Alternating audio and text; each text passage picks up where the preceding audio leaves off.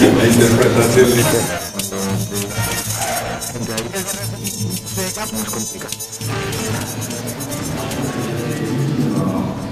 L'agence Alzour a distribué aujourd'hui même des documents qui prouvent très clairement que les principaux collaborateurs de Oussama Ben Laden sont en fait que des imposteurs.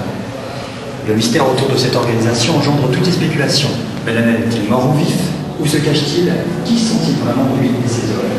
Les éléments nouveaux que Omar Lofri, plus connu comme le docteur Pascal Aydenat, porte-parole et cerveau des organisations militaires islamistes en Proche-Orient, viennent de nous être communiqués. Ces dernières années,